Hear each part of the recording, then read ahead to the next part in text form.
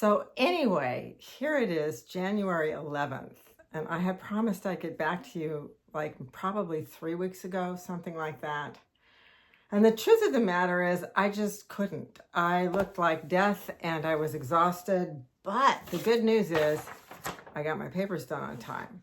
I had to write them down so I could remember the titles. The first one, Can Neuroscience Explain Lasting Change After Psychedelic Experience? I got it in by the 22nd, and I got an A.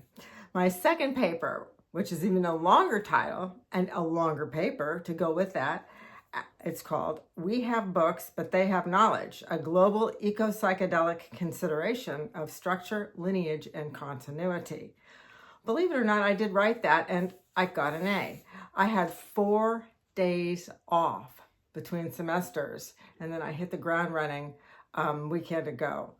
But meanwhile, let me explain to you what's going on here. I had actually planned on doing the Gina channel way back in September when I first went back to school. I was really excited. It was just my dream to actually finish my bachelor's degree.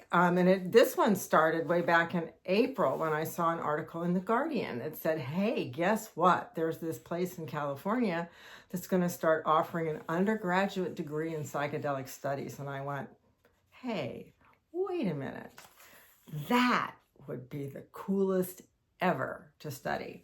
And so I turned around, I contacted them, they interviewed me, I interviewed them, and then later on when I was in Japan, which is something I'll probably have to tell you about, I interviewed with one of the professors, and before I knew it, I was in. September started, and as soon as I started school, I started on this medication for this long-term stuff I have going on with my GI tract, which now the entire internet is welcome to know about. And it immediately started to affect my ability to think, although it was really slow and stuttered, and I didn't completely get it for a while. But then after a while, it didn't actually seem to be working very well. It was a steroid too, and it was a steroid that I had known somebody who did really well with it, so I couldn't believe I was having trouble. At any rate, I lasted another week or two on it before I said to the doctor, hey, this isn't working. And she said, okay, this really isn't working, so we're going to get you off it a little faster than normal. Well, it turns out that's really a bad idea.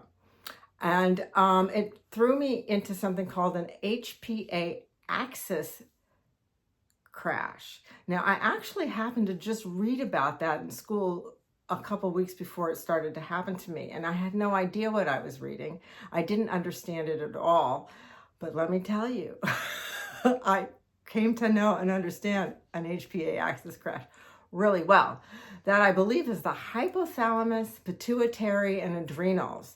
And what happens is that cortisone has been suppressed the whole time I was taking steroids. And so as soon as the steroids went away, I wasn't having any, at any rate, I just went nuts. I had nothing to anchor me. I didn't know what end was up. My sleep was destroyed. And so as a result, the month of November, really, I could barely manage in school. And all the time I'm going, gee, I'm getting older. Am I like starting to lose it? What's happening here? Maybe I shouldn't have gone to school.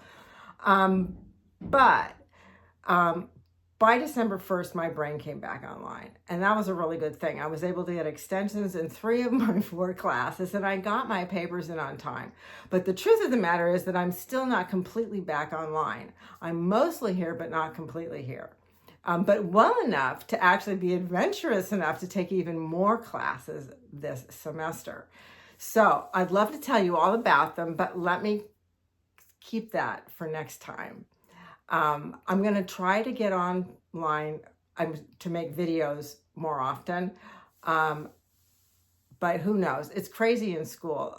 It's really a whole new experience for me, and I'd love to keep you along for the ride. I miss being online. I miss having my friends around commenting on their stuff. I'm really not going to spend much time on Facebook anymore.